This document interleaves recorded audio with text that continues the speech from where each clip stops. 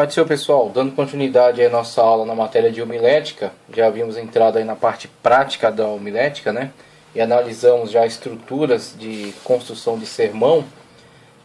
Conforme já tínhamos anunciado, vamos analisar 3 tipos de estruturas, sendo temática, textual e expositiva. Então já vimos uma análise sobre a forma de estruturação temática, né, toda a pregação vinculada, subordinada ao tema, e a partir desse tema, a associação de outros versículos que vão contribuir, cada um deles, para expor esse tema ao longo da pregação, seja respondendo a uma pergunta que foi elaborada no tema, seja ampliando o tema, seja subdividindo o tema, né, e dando aí outras características deste mesmo tema em outros versículos bíblicos, construindo um entendimento geral sobre ele, mas sempre subordinado a ele. Então vimos aí as possibilidades de estruturação do sermão de uma forma temática. Agora vamos seguir em frente com a nossa exposição, vendo a característica da estrutura do sermão textual. Tá ok? Sermão textual agora vamos analisar.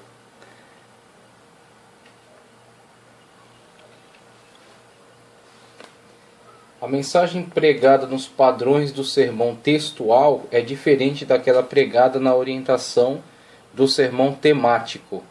No sermão textual, o pregador começa se utilizando da leitura de um texto bíblico, enquanto no sermão temático ele começa a mensagem anunciando apenas um tema. O sermão textual é constituído de um texto bíblico relativamente pequeno, que depois deve ser dividido em partes. Essas divisões têm que ser necessariamente extraídas das ideias encontradas no texto. Veja que a vinculação agora não é mais apenas um tema, como havíamos exposto na aula passada. Essa vinculação ao tema pode se dar por meio da leitura, muitas das vezes, de apenas um versículo, e dentre o versículo a ênfase sobre uma frase ou até sobre uma palavra. Então o sermão temático não tinha problema em achar-se fundamentado sobre uma palavra do texto, uma palavra que seria dada destaque, e sobre esta palavra iria ser extraído o tema, né, e a este tema seriam vinculados outros textos bíblicos, outros versículos bíblicos, né, que iriam contribuir no entendimento sobre aquele tema, nas diversas modalidades que apresentamos lá, nas formas de construção na estrutura temática. Agora vemos a textual, já diferencia-se da exposição da pregação, da estruturação temática, ao dizer que o sermão agora está estruturado sobre um texto.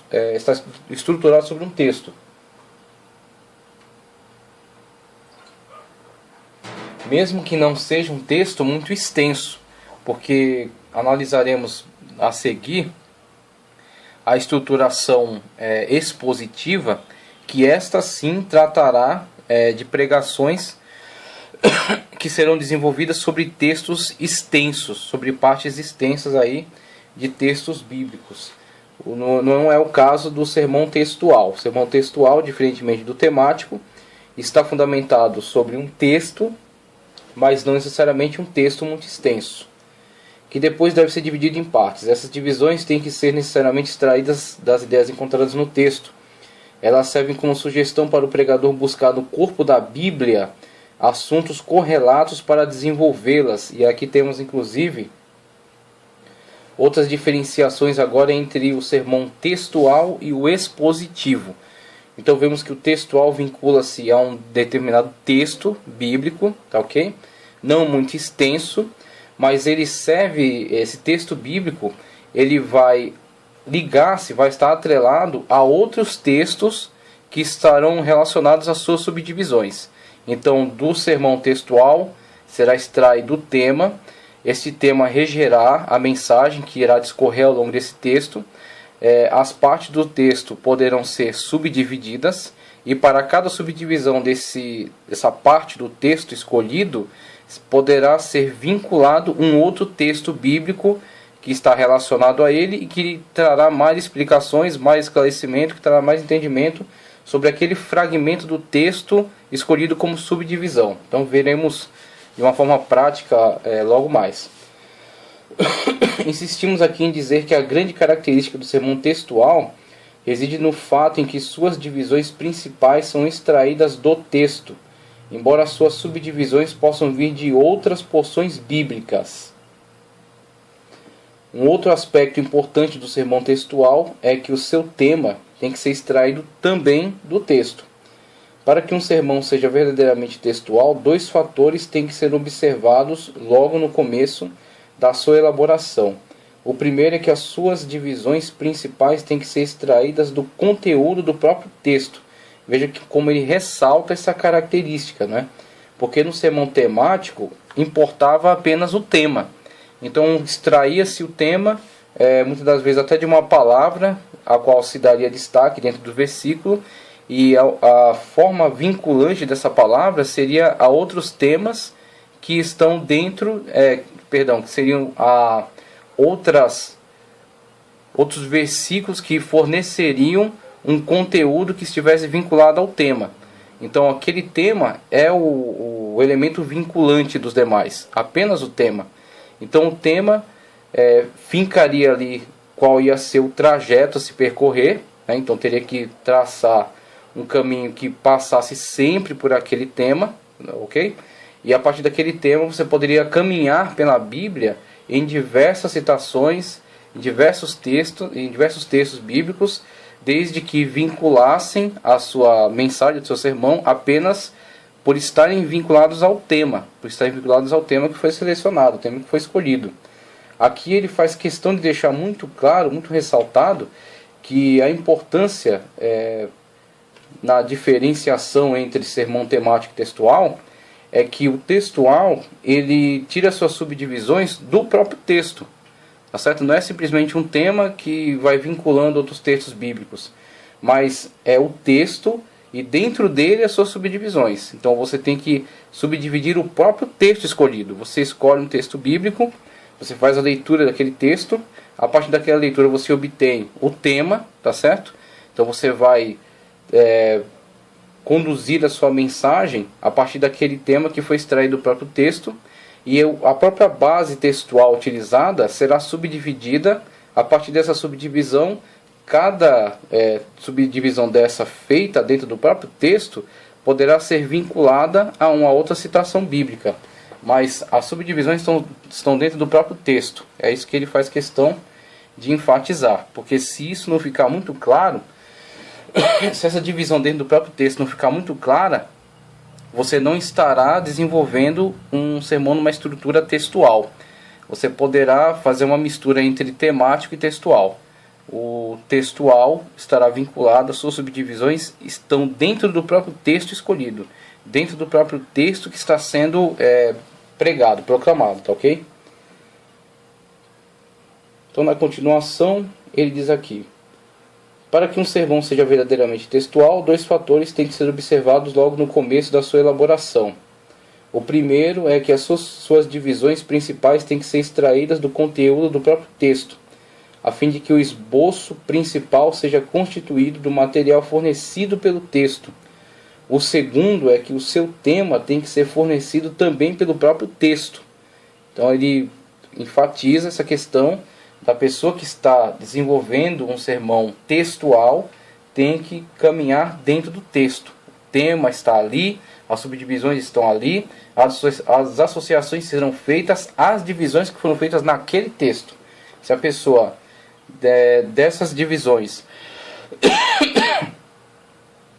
ele não se ater a elas, não respeitá-las e passar a caminhar por diversos textos da Bíblia, extraindo de cada um deles um tema e passando a discorrer acerca desses temas extraídos em outros textos, ele estará misturando diversas abordagens, não conseguirá fazer uma conclusão, não conseguirá concatenar a sua mensagem e assim não comunicará um conhecimento. Simplesmente fará uma salada, uma farofa de textos bíblicos que no final não conduzirão a um determinado conhecimento, não conduzirão a uma determinada aprendizagem por parte daqueles que estão sendo abordados, estão sendo expostos a essa pregação. Então por isso que ele dá bastante seriedade aqui a essa característica da elaboração do sermão textual: ser fiel ao texto que foi escolhido, extrair dali o tema, caminhar ao longo da explicação desse texto, fazendo divisões que estejam dentro dele mesmo, tá certo? Nunca se esquecendo do tema que foi escolhido e vinculando essas divisões a este tema, tá certo? Que foi obtido do próprio texto, e associando essas divisões, essas subdivisões feitas dentro do próprio texto, outros versículos bíblicos que venham contribuir com o seu entendimento, regido sempre pelo tema que está dentro daquele texto escolhido. Se a pessoa não estabelecer esta regência do tema dentro do texto e das subdivisões do próprio texto, ela não conseguirá comunicar uma mensagem coerente ao final da sua pregação. Não terá começo, meio e fim.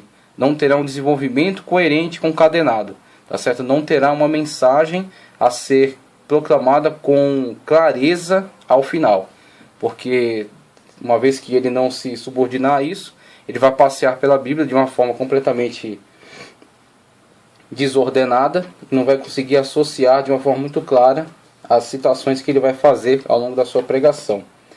Divisões principais, partindo aí para divisões principais.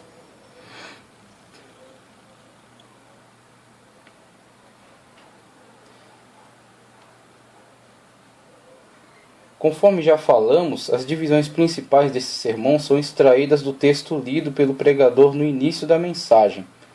Isso faz com que ele transite dentro dos limites do assunto sugerido pelo texto. Embora as divisões sejam tiradas do texto lido, no início da pregação elas servem apenas como linhas indicadoras, sugerindo o caminho que deve ser trilhado pelo pregador. O mensageiro pode se utilizar de outras porções bíblicas que contextualizem com o tema central do texto primário que ele leu no início da pregação. Então temos aí a importância de sempre, ao se fazer as divisões, ter o cuidado, ter a dedicação em que essas divisões sejam objetivas, elas tenham um propósito claro, de comunicar um conhecimento que será construído ao longo da pregação. Então não adianta sair subdividindo a coisa de uma forma irresponsável, tá certo? E também não adianta comunicar sem fazer uma distinção entre um trecho e outro, tá certo? Para que possa haver uma construção de ideias.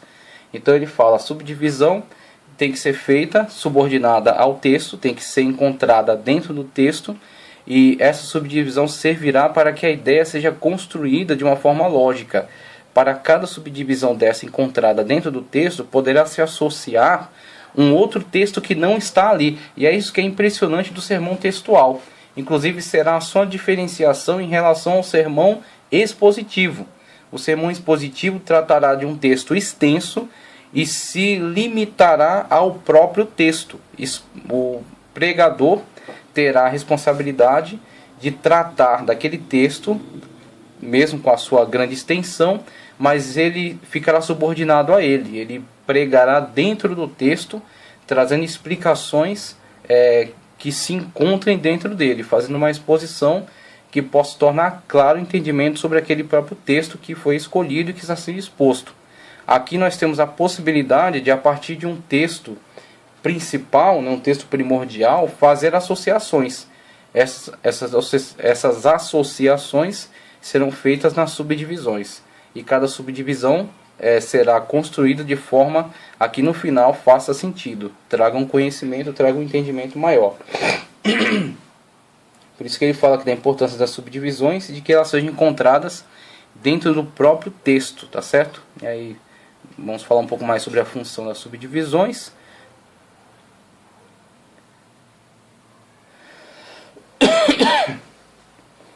Função das subdivisões principais. Elas fornecem a linha de raciocínio para o desenvolvimento da pregação. Quando o texto é bastante sugestivo, fornecendo muitas lições, as divisões principais são desenvolvidas sem sair dele. Mas quando isso não ocorre, o pregador, para desenvolver as divisões principais, precisa recorrer a outras passagens bíblicas. E aí temos a diferenciação entre alguns textos bíblicos que têm muitas lições guardadas dentro dele, muita possibilidade de significados profundos a serem desenvolvidos dentro dele mesmo, e que por isso não precisarão apelar a outras citações bíblicas, mesmo que possa, tá certo? Mas existem alguns textos bíblicos de uma complexidade um pouco menor, que não exigem um grande aprofundamento, tá certo? Um texto mais óbvio, tá ok? Um texto mais fala mais claramente. Então, a partir dessa característica desse texto, ele poderá fazer uma associação com outros versículos para tornar mais rica, né, para enriquecer mais a sua mensagem. Então, usar aquele texto, subdividir aquele texto, tá? Não pode simplesmente sair misturando diversos tipos de textos, mas ele, a partir desse texto, subdivide-o e nessa subdivisão associa a um outro texto bíblico. Com isso enriquece a sua pregação, enriquece a sua mensagem, traz ilustrações, em vez de ficar com ilustrações fantasiosas, imaginativas, curiosas, com informações que muitas das vezes não consegue comprová-las, ou com histórias interessantes, mas não tão edificantes, ele traz a ilustração de dentro do próprio texto bíblico. Então, o texto principal será a base do seu sermão textual. O tema encontrado dentro daquele texto vai conduzir a sua pesquisa, a sua busca.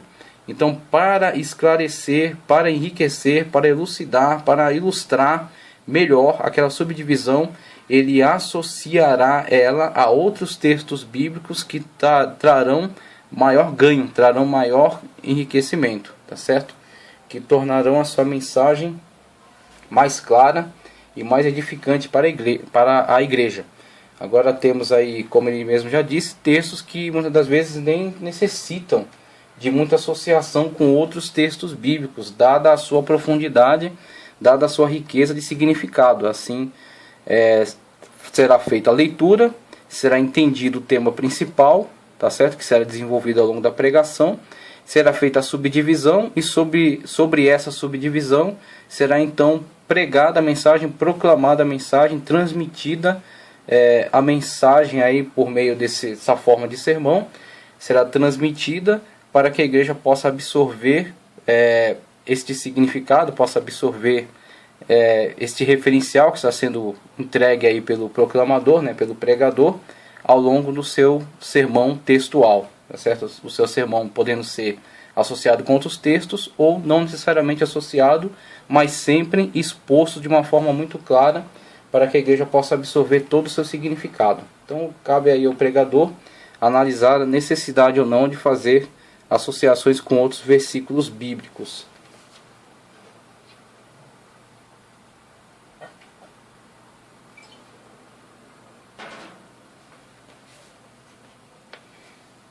Nesse caso,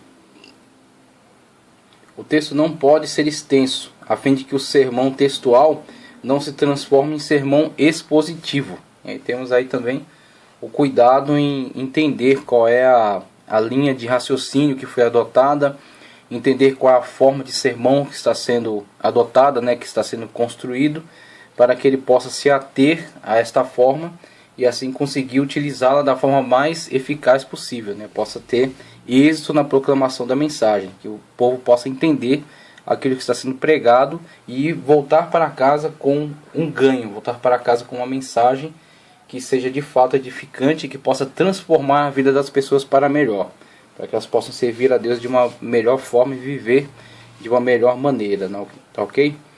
Então resumimos dizendo que as divisões principais do sermão textual são tiradas do texto lido no início da pregação, mas o desenvolvimento delas pode ser extraído do referido texto ou de outras passagens bíblicas, do referido texto ou de outras passagens bíblicas.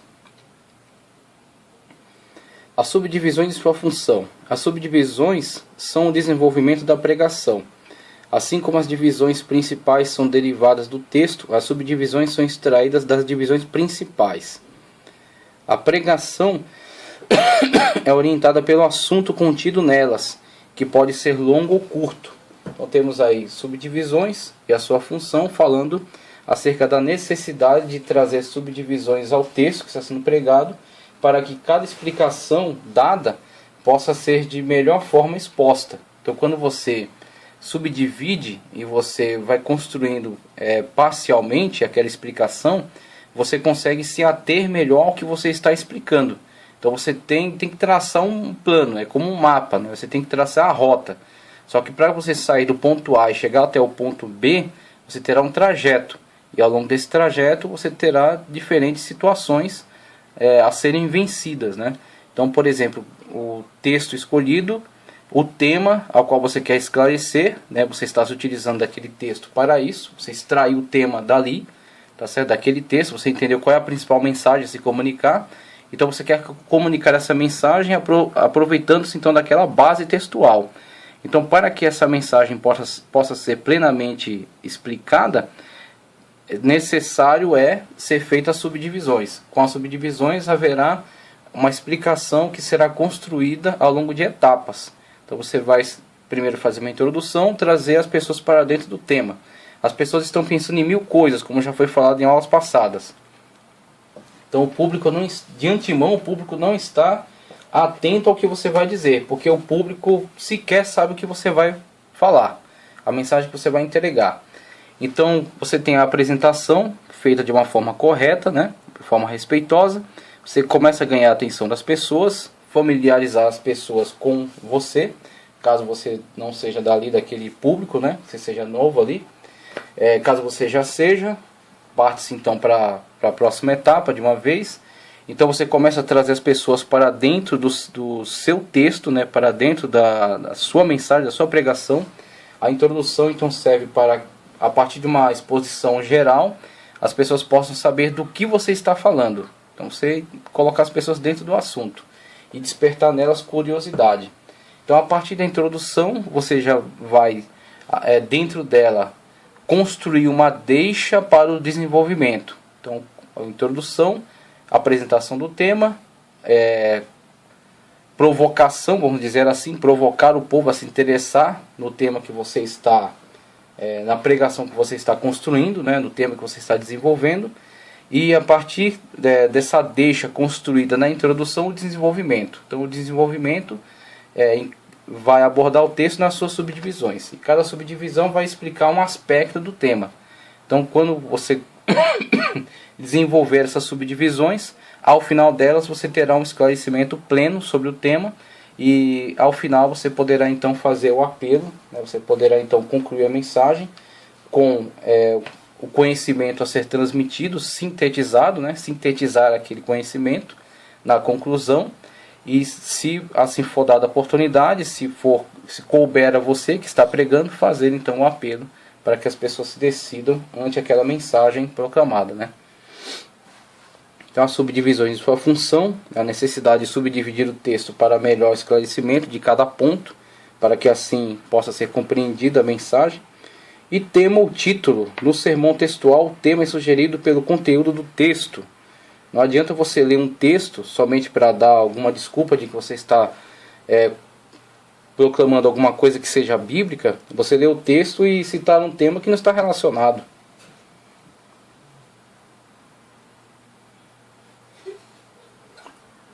Ou pessoas que fazem o contrário. São convidadas para um congresso, lhe dado o tema, mas por ela não ter se preparado naquele tema, ela lê o texto bíblico que está vinculado ao tema, pede licença, vai para outro trecho bíblico que não tem nada a ver e prega lá. E aí mostra aí um grande desrespeito com a igreja que o convidou, e mostra principalmente que não se preparou para o tema que lhe foi fornecido. Tá ok? Então, a partir daí vemos, com essas importantes subdivisões para uma pregação eficaz aí no sermão textual, a gente parte aí para alguns exemplos práticos, para alguns exemplos mais práticos, tá certo? E aí no sermão textual vemos esse exemplo aqui, ó. Temos aqui um exemplo de divisões e subdivisões para um sermão textual. Primeiro exemplo do sermão textual. Como primeiro exemplo de esboço de sermão textual, escolhemos a passagem de Mateus 7,7, onde o Senhor Jesus disse: Pedi e dá-se-vos-á, buscai e encontrareis, batei e abri-se-vos-á, conforme está no texto aí de Mateus 7,7 em tela. Pedi e dá-se-vos-á, buscai e encontrareis, batei e abri-se-vos-á. Este é o texto. Não é extenso.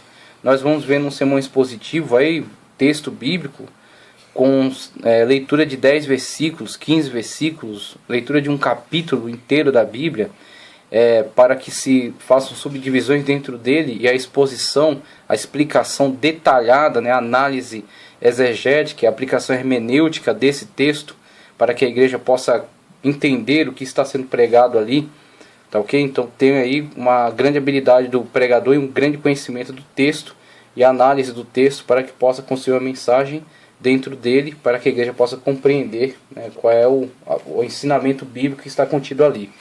Aqui nós vemos um texto pequeno, o texto de um versículo só. Se fosse um sermão temático, dentro desse versículo lido, poderíamos elencar aí uma palavra, buscar. O que é buscar a Deus? Como se busca a Deus? Quem buscou a Deus? Né? Meios de buscar a Deus. Por que buscar a Deus? Então, elegeríamos a palavra buscar como o nosso tema e vincularíamos outros textos bíblicos a partir do relacionamento que eles têm com a palavra buscar. Então poderíamos mostrar que em diversas situações personagens bíblicos buscaram a Deus, qual foi o resultado de se buscar a Deus, por que buscar a Deus, por que alguns não buscam a Deus, e aí poderíamos instigar a igreja a necessidade de se buscar a presença de Deus. Se fosse um sermão temático, não é o caso, é um sermão textual. Então elegemos um versículo da Sagrada Escritura, que está em Mateus 7,7. A leitura do mesmo versículo: pedi, e dar-se-vos-á, buscai, e encontrareis, batei, e abrir-se-vos-á. Então, a partir da escolha desse texto bíblico, vem então o título e o tema.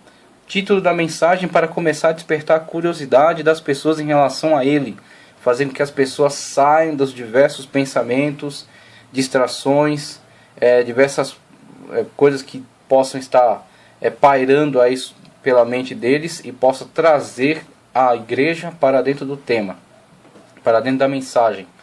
Título da mensagem: Deus deseja nos atender.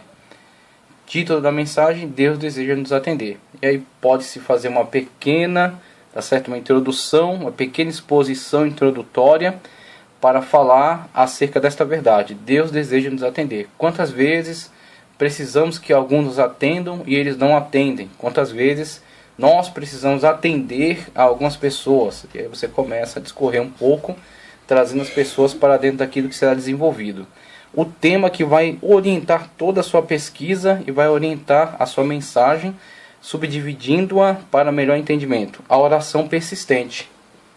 A oração persistente. Veja que está relacionado com aquilo que Jesus estava ensinando. Então o tema tem que estar vinculado ao texto. É isso que estamos dizendo aqui. O tema precisa estar vinculado ao texto. A oração persistente. Você vai desenvolver de tal forma que as pessoas possam compreender qual será o ganho de se entender esta verdade bíblica acerca da persistência na oração. Como primeiro exemplo de esboço de sermão textual, escolhemos a passagem de Mateus 7,7, onde o Senhor Jesus disse: pedi e dar-se-vos-á, buscai e encontrareis, batei e abrir-se-vos-á. Examinando o texto em apreço, observamos que a principal ideia é a disposição de Deus em nos atender em nossas necessidades. Agora podemos traçar as sucessivas divisões do versículo. Analisando o texto em apreço, observamos que a principal ideia é a disposição de Deus em nos atender em nossas necessidades. Aqui encontramos o título do sermão. Como assunto podemos escolher a oração persistente. A oração persistente, aquilo que vai nos orientar em toda a mensagem. Agora podemos traçar sucessivas divisões do versículo. Estudando o texto de Mateus 7,7, observamos 3 aspectos que usaremos como principais linhas divisórias do nosso sermão. A necessidade que temos das coisas, e todos têm necessidades, tá certo? As necessidades que temos das coisas. As referidas coisas estão perdidas, em lugares de difícil acesso, trancadas, por exemplo. Tá certo? Então podemos aí, a partir dessa leitura e dessas subdivisões, eleger trechos que vão demarcar as subdivisões. Então temos aí o primeiro, pedir, e aí temos a primeira subdivisão. Segundo, buscai, e aí temos a segunda subdivisão. Terceiro, batei. E aí temos então a terceira subdivisão para o nosso sermão textual. Pedir significa que precisamos de algo. Pedir significa que precisamos de algo. A partir dessa divisão, podemos desenvolver. Devemos pedir confiando. Devemos pedir confiando. E a partir dessa leitura, dentro dessa subdivisão, podemos então associá-la a outros textos bíblicos que possam contribuir então nesse desenvolvimento. Estudando a primeira divisão principal do nosso sermão, pedir significa que necessitamos de algo. Encontramos no contexto de 1 de João 5,14 e no texto, versículo 8, duas ideias relacionadas que podemos usá-las como subdivisões. Então devemos pedir confiando, tá certo?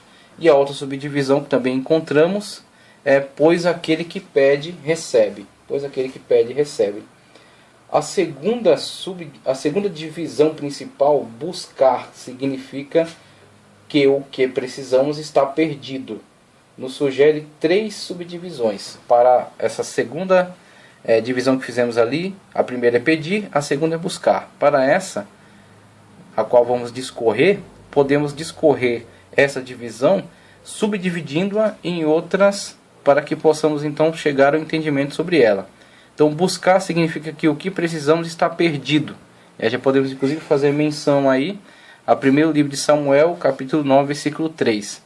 E aí, explicando melhor essa divisão, temos o perdido será restituído. O perdido será restituído. Aquele que busca, acha. Achamos o que buscamos e até o que não buscamos. Então, com essas subdivisões, traremos o entendimento a esta parte do versículo a qual dividimos e demos a ela este tema, este assunto. Buscar significa que o que precisamos está perdido. Primeira, pedir. Segunda, buscar. Buscai. Na terceira divisão principal, bater significa que o que precisamos está trancado. Também nos sugere 3 subdivisões, as quais as encontraremos no próprio texto, versículo 8. E caminhando pelo corpo da Bíblia nos seguintes textos. Então aí traremos outras associações a essa divisão. Tá? A primeira divisão, pedir. A segunda divisão, buscai. Né? E a terceira divisão, batei. E a essa divisão traremos outras subdivisões que explicarão aquilo que estamos tentando transmitir com esta mensagem. Veja, devemos persistir na oração. Pedir, buscar e batei. Persistência, bater, insistir. Devemos persistir na oração, mesmo que pareça impossível, pois a aquele que bate se abre. E aí associaremos então aos textos de Lucas 18, 1 ao 5. Lucas 18, 1 ao 5 estarão relacionados, tá certo? E também Gênesis 18, 14 também estará relacionado aí aquilo que estamos desenvolvendo aí nesta divisão aqui da mensagem. Conforme vemos em nosso estudo do texto e do contexto, conforme vemos, nosso estudo do texto e do contexto forneceu todo o material para organizarmos o segundo esboço do nosso sermão textual. Então vemos aí que todas as divisões, todas as subdivisões estão dentro do texto. Então o texto lido foi um versículo, não foi um texto extenso, foi um versículo. Mas a partir da leitura do versículo, encontramos ideias que podem ser desenvolvidas. Então, para melhor desenvolvimento dessas ideias, dividimos. Então, o texto, o versículo, foi dividido em 3 partes. A primeira parte, demos o título aqui, na parte do versículo que encontramos a palavra pedir. Pedir. Cristo está se dirigindo a nós dizendo pedir. A resposta é dá-se-vos-á. Então, a consequência de pedir, dá-se-vos-á. Então, para pedir, nós podemos desenvolver da seguinte maneira. Pedir significa que precisamos de algo. Uma vez que está pedindo, necessita-se. Né? Por isso pede. Devemos pedir então confiando. E aí no desenvolvimento, pois aquele que pede, recebe. Divisão, subdivisão. Uma divisão está ali duas subdivisões para essa divisão e o esclarecimento passa para a próxima. Não só pedir, buscar. Então, por que busca? Buscar significa que o que precisamos está perdido, terá que ser buscado. Não está acessível, não está disponível, será buscado. Então, nessa divisão, 3 subdivisões. O perdido será restituído. Aquele que busca, acha. Achamos o que buscamos e até o que não buscamos. Essas subdivisões trarão esclarecimento a essa divisão. Buscar ou buscai. E finalmente, fechando, concluindo a mensagem, batei. Então, batei diz respeito a algo que não estava acessível. Terá que ser encontrado por persistência. Será alcançado pela insistência. Então, bater significa que aquilo que precisamos está trancado, não está acessível facilmente. Então, no desenvolvimento desta divisão, 3 subdivisões. Devemos persistir na oração. É uma forma de insistir na busca. Tá certo? Buscai, e agora ele reforça essa mensagem com batei. Pedi, buscar, buscai e batei.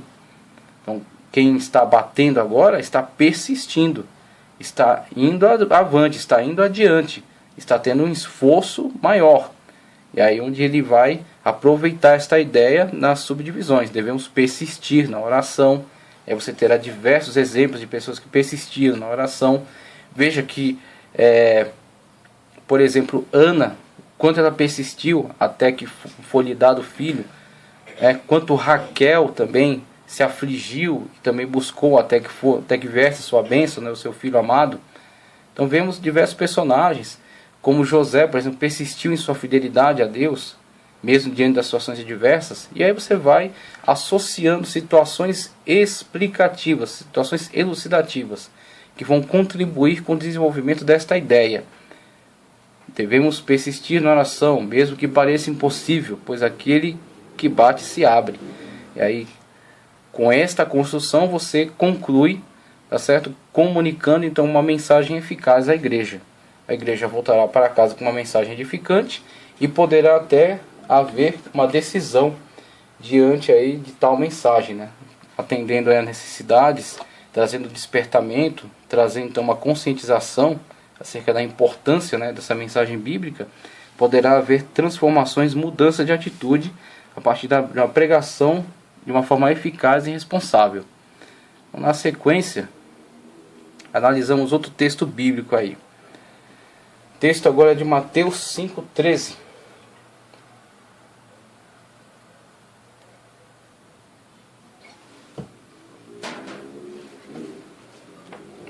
Mateus 5,13. Uma outra forma aí de construção de sermão textual. Selecionamos o trecho de Mateus 5,13, onde o Senhor Jesus apresenta uma metáfora. E aí é interessante nas aulas aí de hermenêutica ver as figuras de retórica e ver, por exemplo, o uso da metáfora, tá ok? Então, quando Jesus, por exemplo, diz: eu sou o caminho, a verdade e a vida, veja a metáfora. Eu sou o caminho. Jesus não é nem, como disse naquela aula, não é nem uma estrada, nem uma avenida, nem um beco, tá certo? Nem uma rodovia. Ele diz: eu sou o caminho, falando metaforicamente. Da mesma forma como o caminho te conduz de um ponto A a um ponto B, Jesus te conduz a algum lugar também. Aonde Jesus conduz? Ao Pai. Não há ninguém vê ao Pai se não for por mim. Então logo ele é o caminho. Veja aí o uso metafórico. Os metafóricos se importam com o sentido daquilo que ele está dizendo, tá certo? Não com a parte literal. Não é uma citação literal. Preocupa-se com a mensagem a ser comunicada. Então é por meio de Jesus. Se é por meio dele, ele para nós é um caminho para a salvação. Então veja a metáfora sendo aplicada na questão de sermos sal. Sal da terra. Selecionamos o trecho de Mateus 5,13, onde o Senhor Jesus apresenta uma metáfora comparando o crente com o sal da terra. Para usarmos como segundo exemplo de um sermão textual. No estudo do texto que selecionamos, verificaremos que a metáfora sal da terra nos relembra que o sal representa para ele e para as pessoas que dele se utilizam. Daí tiramos duas ideias principais para desenvolvermos nosso sermão. A primeira aponta para o cuidado com a nossa integridade. Veja a importância do sal e significados a ele atribuído. Integridade. Inclusive, nas épocas passadas, né, quando não havia tecnologia, quando não haviam eletrodomésticos, quando não havia a tão importante geladeira, né, que todos têm em suas casas, e aí o pregador pode se valer dessas informações para trazer mais elucidação, trazer uma explicação melhor para a igreja, né, fazer com que eles entendam o contexto no qual isso aqui está sendo citado, relembrá-los de que houve épocas em que não havia geladeira. E como é que se preservavam as carnes, por exemplo? Como é que se preservavam alimentos que se estragavam muito rápido, né? Alimentos que poderiam se deteriorar muito rápido. Preservava-se com sal, por exemplo. Alguns alimentos eram preservados com sal. Perceber também que o sal, em determinadas épocas da história, teve grande importância. Hoje o sal é extremamente barato aí no mercado, né? Ninguém tem dificuldade em comprar sal. Mas houveram épocas na história em que era difícil a extração, e o sal inclusive deu origem à palavra salário, porque em algum momento da história pessoas eram pagas com sal também. Então havia também esse contexto da importância do sal. Então são informações relevantes que podem aí contribuir no entendimento, né? Contribuir inclusive no entendimento do valor que está sendo dado à metáfora. Por que é dado tal valor? Porque na época de fato tinha esse peso de significado. Então nós temos que nos transportar para o significado do autor, para então entender por que ele está usando essas figuras, por que ele está usando essa metáfora, né? Por que é importante o uso dessa metáfora dessa forma, o que ela comunica, né? Então temos que conduzir nosso público para esta época, para essa situação, para que ele possa extrair o melhor do texto. A primeira aponta para o cuidado com a nossa integridade. A segunda está relacionada com a nossa utilidade e, consequentemente, com a nossa ocupação. Ao descobrir essas duas grandes verdades, descobriremos também as duas principais linhas de raciocínio para desenvolvermos nosso sermão, nossa integridade e nossa ocupação. Veja aí as subdivisões que virão daqui, ó a metáfora. Vós sois o sal da terra. Metaforicamente falando, né? Porque a gente não salga nem carne para churrasco, e nem salga salada, e nem somos tempero. Somente para tribos canibais, né? Que entendem que os outros seres humanos são alimento. Então, tirando essas situações hipotéticas, esta passagem é metafórica. Somos o sal da terra em que sentido? Nesse sentido que será desenvolvido pelo Senhor e pela Senhora na sua pregação textual. Título: Preservando a nossa santidade. Você chama a atenção do povo, né, da igreja, dos irmãos, para essa necessidade. Preservar a nossa santidade. Tá, então, preservar a nossa santidade é importante. O que mais? O tema que será condutor de toda a sua mensagem: combatendo a corrupção. Esse combate se dará de que forma? E aí a menção ao texto, Mateus 5,13. Vós sois o sal. E aí veja que o sal combatia a corrupção dos alimentos, não se deteriorar. Da mesma forma como o sal preservava aqueles alimentos da deterioração, a igreja preserva a sociedade da deterioração por meio do pecado, da falta de ética, da falta de moral, da falta de amor, da falta de regras, tá certo? A igreja é um elemento preservador da sociedade e tem que ser. E se não for, não está cumprindo o seu papel. Então veja aí a nossa integridade, por exemplo. Primeiro a nossa, né? Para que, uma vez que a gente cuida da nossa integridade, possamos ajudar com a integridade da sociedade que está à nossa volta. Se nós não formos íntegros, como poderemos então transmitir integridade à sociedade que está à nossa volta? Como Cristo mesmo diz: tira primeiro a trave que está no teu olho, para depois cuidar do argueiro que está no olho do teu irmão. Então são verdades bíblicas que têm que ser comunicadas durante a mensagem. E aí veja as associações: divisão e subdivisão. Veja que não foi necessário implementar muitas divisões no próprio texto. Existe uma verdade central ali, né? Uma verdade que nos apresenta o nosso tema. vós sois o sal da terra. A partir desse tema, os significados que eu posso obter dentro dele mesmo. O sal fala da nossa integridade, como o sal era preservador, preservava a integridade dos alimentos, também nós temos que preservar a nossa integridade. E aí temos aí a questão da integridade como uma divisão, nosso ser, e associamos aí a segunda carta de Paulo aos Coríntios 2,15, tratando um pouco acerca disso também. A nossa santidade, né, como não podemos nos deixar corromper, tá certo? Não podemos nos deixar deteriorar. Temos que manter a nossa santidade. Mateus 5,48 faz menção a isso também. Outra subdivisão, a nossa fé. E aí citação de Hebreus 11:1. Manter a integridade, manter a nossa pureza também é manter a nossa fé. Sem fé é impossível. Sem fé não poderemos permanecer, não podemos prevalecer sobre o mundo. Nosso caráter, citação de Salmo 1:1 também é fundamental para esclarecimento acerca disso, né? Falando muito acerca de caráter, não se assentar à roda dos escarnecedores, podemos desenvolver de uma forma muito boa, sempre ligado, sempre associado a esse tema que está dentro do texto. Veja aí o sermão textual. Segunda divisão, nossa ocupação, para quê?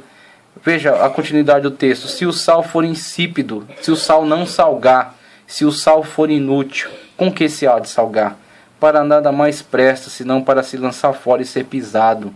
Então temos aí também a perda de significado, a perda de função, a perda de sentido, quando a igreja perde então a responsabilidade para com a palavra de Deus, quando a igreja perde seu sentido de atuação no mundo, quando a igreja não representa mais a santificação, não representa mais a preservação dos padrões éticos e morais transmitidos pela Sagrada Escritura, a igreja perde sua utilidade, não faz mais sentido. Quando a igreja não desempenha o seu papel de uma forma correta e plena, ela pode transformar num clube, pode transformar numa associação, um beneficente, qualquer coisa assim. Ela perde o sentido de ser igreja, tirados para fora, como a gente ressaltou na aula de eclesiologia.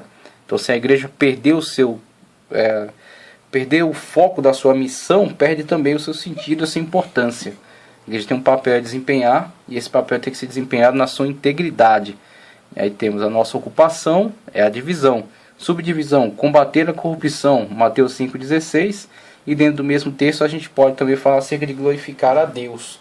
Temos aí a nossa ocupação, o sal que não é insípido, o sal que salga, o sal que preserva, tá certo? O sal que faz a diferença no mundo, combate a corrupção e glorifica então a Deus por meio desse referencial. Temos aí um sermão textual extraído desta metáfora deste texto, pegado, vinculado, subordinado ao texto de Mateus 5,13. Então partimos aí para o terceiro e último exemplo. Vemos que nesse texto bastou apenas uma divisão. De uma divisão tiramos aí, de um trecho do texto bíblico escolhido, que demos ênfase, tiramos duas divisões. Para cada divisão, a primeira colocamos 4 subdivisões porque achamos que foi necessário, achamos que tinha profundidade para isso.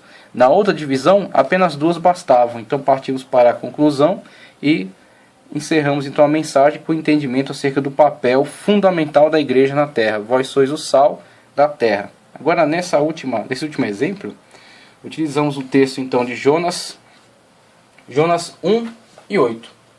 Jonas 1:8. O texto que escolhemos para esse sermão está no livro do profeta Jonas, capítulo 1, versículo 8. Então lhe disseram: declara-nos tu agora, por que nos sobreveio este mal? Que ocupação é a tua? De onde vens? Qual a tua terra? E de que povo és? Temos aí o questionamento que o capitão do navio fez a Jonas, quando o encontrou dormente aí no porão do navio, enquanto a tempestade se abatia, enquanto os soldados desesperados pensavam que iam encontrar-se com a morte.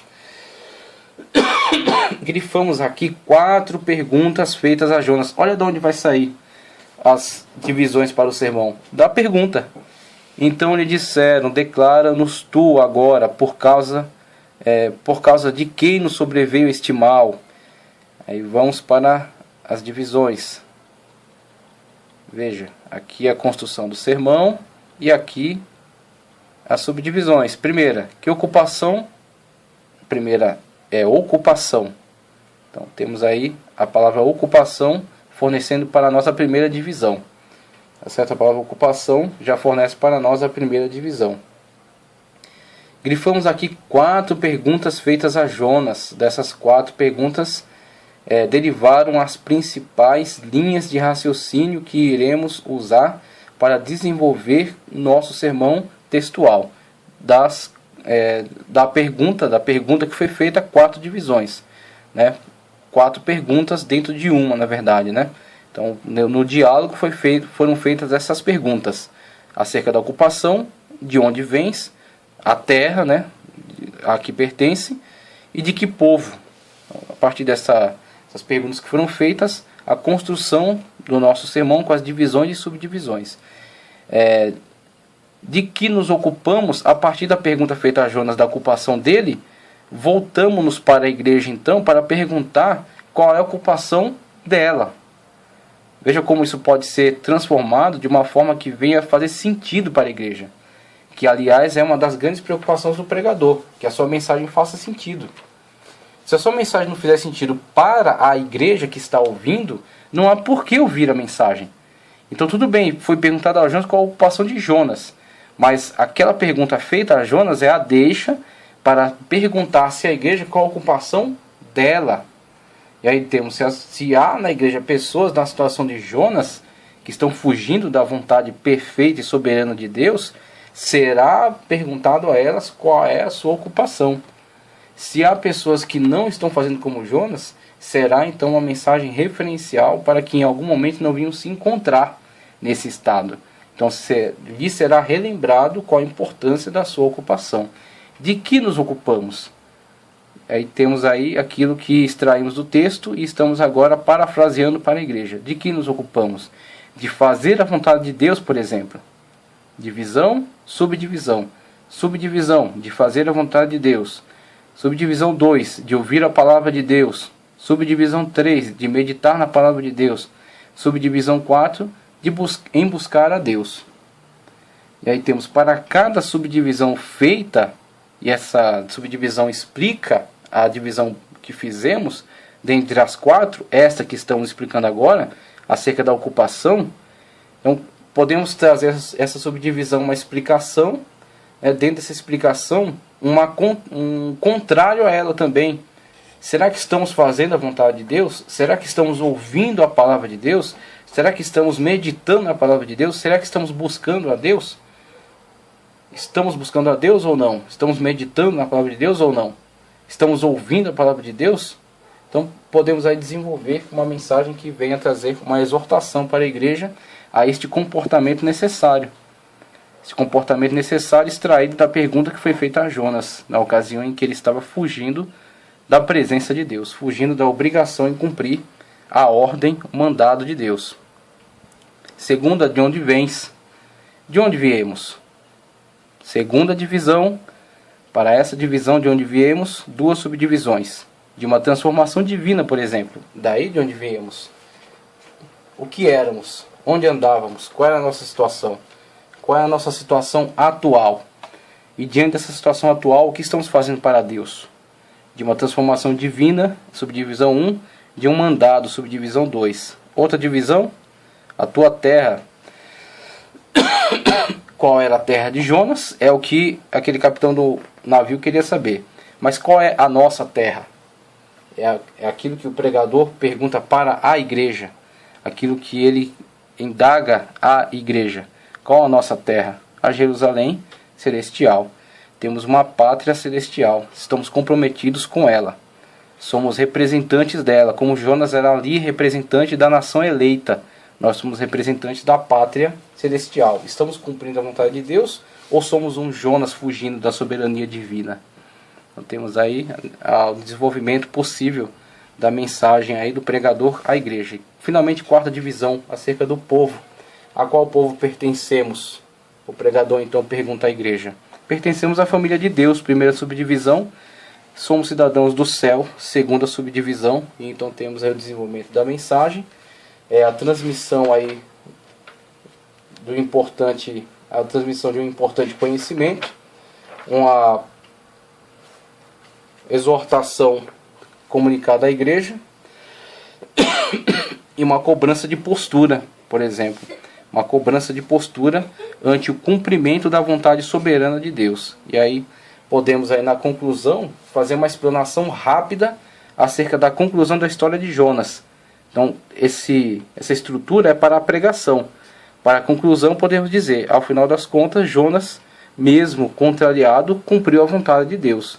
Assim também não acontece conosco, quando muitas das vezes a vontade de Deus, que se coloca acima da nossa, muitas das vezes está em contradição com a nossa, mas a vontade de Deus é perfeita e a nossa é deficiente. Podemos citar outros textos bíblicos em que o próprio Deus fala para o povo de Israel através de Isaías, que mais altos são os meus pensamentos do que os vossos pensamentos. E aí podemos muitas das vezes demover uma pessoa de uma decisão errada. Veja só a importância da sua pregação. Podemos demover uma pessoa de uma decisão que ia levá-la a uma condenação, que ia levá-la a uma destruição, que ia levá-la muitas das vezes a se afastar da presença de Deus. Quando a conscientizamos do seu valor, da sua ocupação, de onde ela veio, qual a terra dela e que povo ela pertence. Tá certo? E como a soberania de Deus foi sobre Jonas, uma bênção para ele ao final, mesmo que durante o percurso foi dor, foi sofrimento, ao final foi bênção. Como também para nós, durante o percurso da nossa vida, a nossa existência, pode ser contrariedade ao nosso gosto, contrariedade às nossas vontades, mas ao final conclui-se com uma bênção e com uma perfeição, quando estamos em acordo com a vontade perfeita e soberana de Deus. Então vemos aí outra estrutura de sermão que também pode nos conduzir numa mensagem de forma que possamos abençoar grandemente a Igreja de Cristo Jesus. Como é importante então aplicar corretamente essas regras e como é importante proclamar a mensagem de uma forma que seja plenamente eficaz, tá certo? Então temos aí mais essa estrutura de sermão. Já estudamos o sermão temático, agora estudamos o sermão textual e depois partiremos para o sermão expositivo. Esse aqui, somente relembrando, o sermão textual, e depois partiremos então para o sermão expositivo. Tá certo? Na próxima aula abordaremos as divisões, subdivisões, desenvolvimento, conclusão dentro de um sermão expositivo.